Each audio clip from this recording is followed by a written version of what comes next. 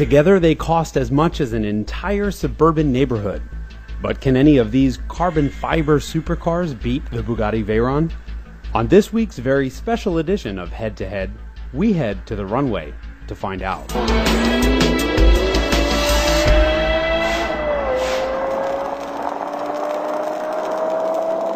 This is not your father's episode of Head to Head. Why? Because we have three cars behind us worth about $1 million and they're sitting on an airport runway. The problem is we just couldn't pick which two of those cars we like better. You get $1 million worth of supercar, you get a runway, and you have no security to kick you out. I think what you need to do is line them up, race them, and see which one's actually fastest. So I think we'll race the V8 car against the V10 car. The winner of that race gets to race the V12. Sound good?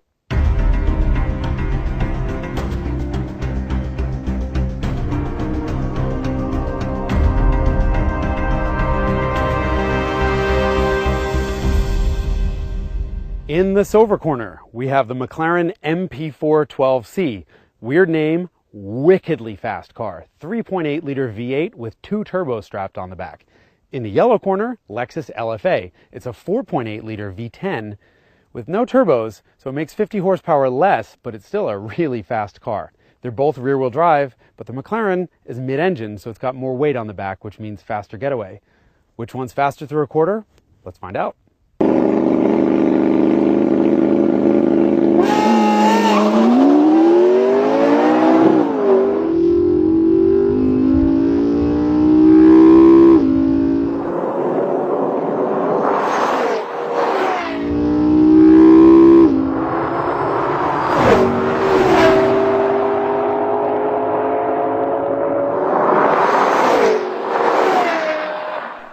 And the McLaren wins. Let's go back and take another look at that launch in slow motion. Off the line, you'll see both cars get moving with just the tiniest bit of wheel spin, but the McLaren's rear weight bias helps it jump ahead.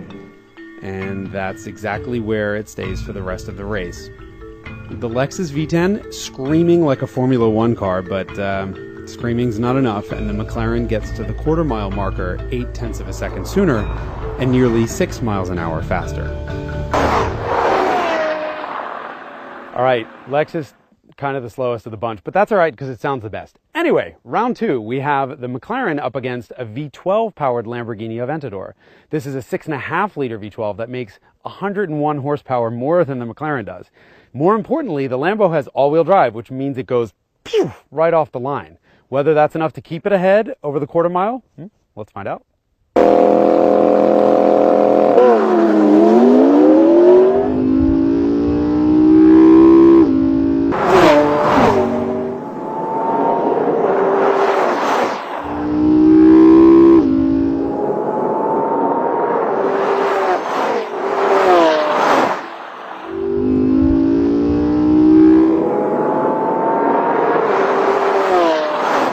Wait, what? Over so soon? All right, let's watch it again in slow-mo. The McLaren gets a jump off the line because, well, I was driving and I cheat, but cheating is no match for four-wheel drive launch, and the Aventador's is the most violent in the entire business. Thanks to its single-clutch automated manual, the shifts are just as painful. If you ever want to make your passenger cry, you put them in a Lambo. Luckily, it's all over in just 10.6 seconds, with the Lambo coming through the quarter-mile mark at 133.9 miles an hour. But does that mean the Lamborghini Aventador is the fastest carbon fiber supercar in the world?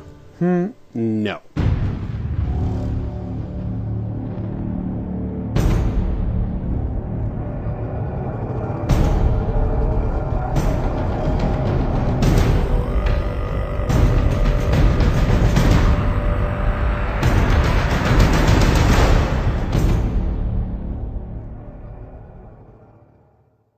And of course, it's the Bugatti Veyron, which is the undisputed king of fast.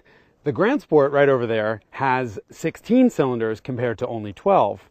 And it has 4 turbochargers breathing air into those 16 cylinders, making 1,001 horsepower or 987 North American horsepower or 6.8 trillion somebody else's horsepower. It doesn't matter. It's really fast. And so we figured we should probably line them up to find out if the Veyron is still faster than the Lamborghini, or if the Lamborghini is faster than its evil French twin sister.